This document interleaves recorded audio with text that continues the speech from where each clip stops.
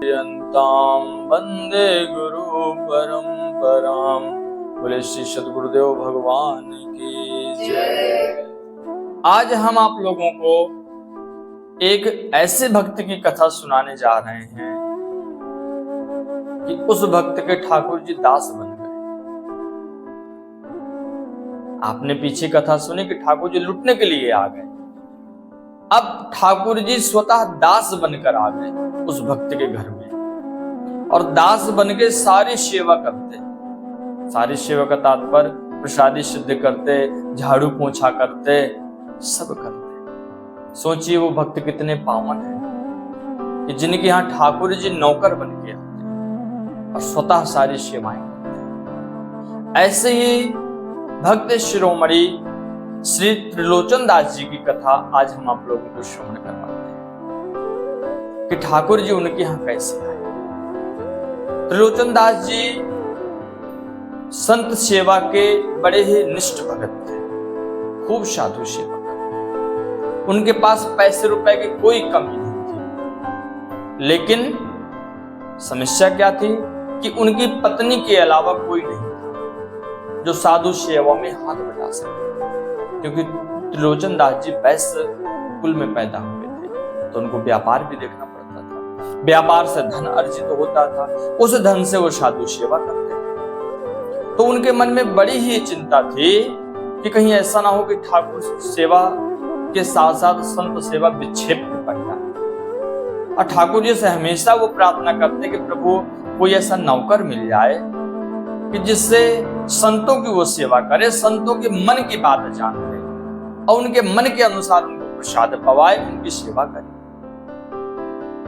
ऐसे ही रोज भगवान से प्रार्थना करते। तो ठाकुर जी ने उनकी एक दिन सुन ली और स्वयं एक नौकर का भेष बना करके ठाकुर जी आ गए और उनके द्वार पर ही आकर खड़े हो गए। जैसे त्रिलोचन दास जी निकले तो उस व्यक्ति से पूछा जो ठाकुर जी भेष बदल के आए थे, उनसे पूछा कि आप कौन हैं और लगता है आपके माता पिता या कोई आपके नहीं है। तो उस नौकर ने कहा कि आप सत्य कहते हो, मेरे कोई नहीं है, ना मेरे माता है ना कोई पिता है। तो त्रिलोचन दास जी ने कहा कि क्या मेरे यहाँ नौकरी करोगे आप? तो कहने लगा यदि मालिक अच्छा मुझको मिल जाए मेरे अनुसार तो मैं नौकरी करूंगा।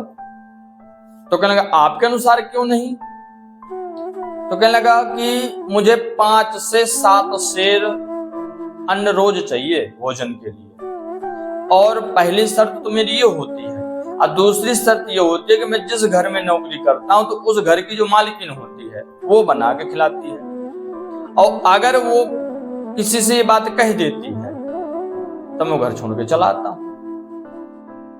त्रिलोचन दास जी ने कहा कि यहाँ कोई समस्या नहीं है, आप खूब यहाँ सेवा करो। और सेवा भी किसकी करनी है? आपको संत सेवा करनी है, बस और कुछ नहीं करना। और जो मेरी पत्नी है वो आपको प्रसाद बना के पवाएगी और बाकी सेवा आप करना, और वो किसी से कहेगी नहीं। उन्होंने कहा ठीक है। तो कहना भाई तुम्हारा नाम क्या है? तब उस नौकर ने कहा कि मेरा नाम है अंतर्यामी। तो कहने लगा ठीक है अंतर्यामी, अब आप आज से यहां नियुक्त हो गए। उन्होंने कहा ठीक है। अब वहां पर जो भी संत आते तो वो अंतर्यामी खूब सेवा करते, बढ़िया मालपुआ, रसगुल्ला, रसमलाई खूब पवाते, क्योंकि त्रिलोचन दास जी के पास धन की कमी नहीं थी। खूब बढ़िया उनको माला माल रबड़ी पवाते। संत जहां रबड़ी पाते बढ़िया माला माल छानते तो महाराज उनके यहाँ नित्य प्रतिदिन और सेवा बढ़ जाती। सायंकाल का समय होता तो अंतर्यामी बढ़िया संतों के चरण दबाते, संत और प्रसन्न कि देखो हमारी हर प्रकार से सेवा हो रही है। अब ये देखकर त्रिलोचन दास जी बड़े प्रसन्न, अच्छा नौकर मिला है।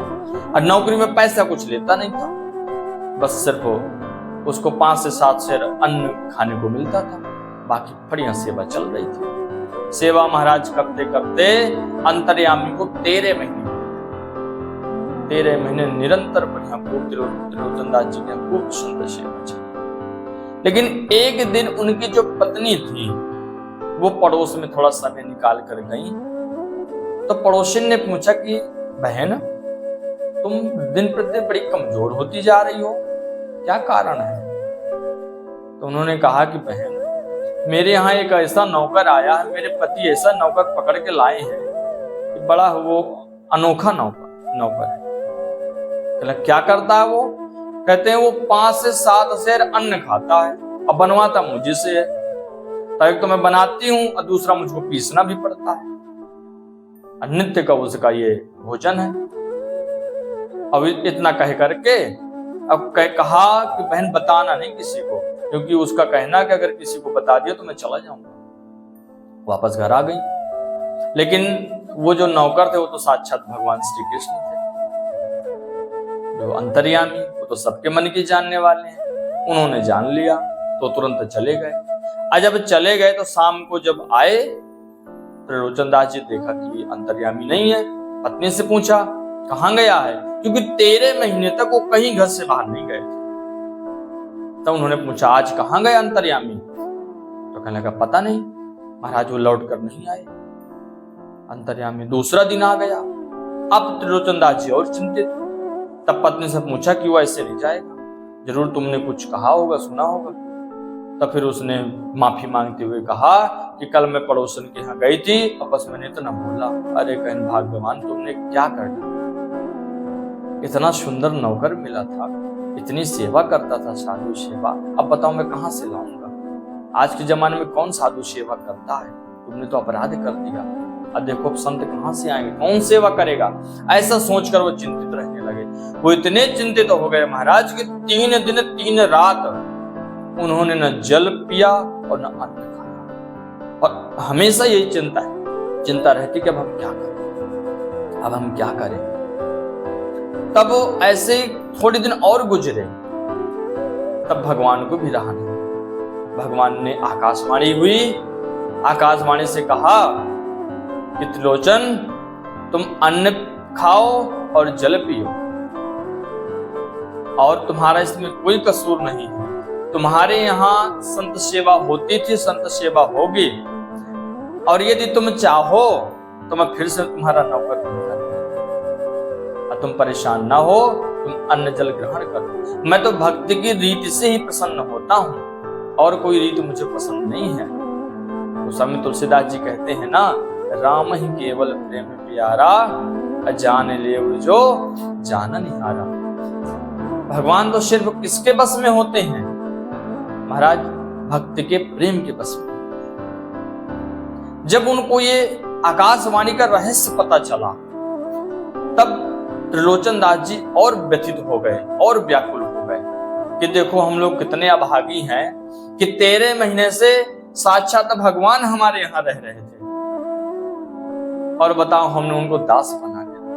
उनसे क्या क्या नहीं करवाया, सारे घर की सेवा करवाई। हम लोग कितने अभागी हैं कि साक्षात भगवान हमारे पास रहे और हम उनको समझ ना सके। भगवान ने कहा कि तुम परेशान ना हो, मैं तो भक्तों का दास ही हूं। और साधु सेवा करते करते तो मेरा सारा जीवन निकल गया। ठाकुर जी ने उसको समझाया और कहने लगा परेशान ना हो, मैं तो तुम्हारे घर में नित्य हूं। जहां ब्राह्मण सेवा, संत सेवा और ठाकुर जी की सेवा होती है, वहां ठाकुर जी वहां सतत निवास करते हैं। ठाकुर जी ने ऐसा आकाशवाणी से बोला। आकाशवाणी हुई। तब त्रिलोचन दास जी हमेशा यही चिंतातुर रहते कि भगवान के पुनः कैसे दर्शन। महाराज समय बीता, भगवान ने उनको ऊपर कृपा की, भगवान ने पुनः उनको दर्शन दिए। दर्शन देकर उनका जीवन और भी धन्य कर। तो ऐसे ही ठाकुर जी की अनुपम कृपा, उनकी लीलाएं कि कब क्या करने लगे ठाकुर जी भक्तों के साथ, ये समझ पाना बहुत ही कठिन, बहुत ही कठिन। बस सिर्फ भक्तों के अंदर वो चाह हो, वो प्रीति हो, वो स्नेह हो, वो प्रेम हो, और वो निष्किंचनता हो कि सर्वस्व ठाकुर जी का, सर्वस्व प्रभु आपका, आपके सिवा कुछ नहीं। तो ठाकुर जी अपने आप को लुटाते भी हैं और अपने आप को भक्तों के हवाले भी कर देते हैं कि बताओ भाई, मैं आपका दास, मैं क्या करूं? बोलिए राधा कृष्ण भगवान की जय, राजा रामचंद्र भगवान की जय।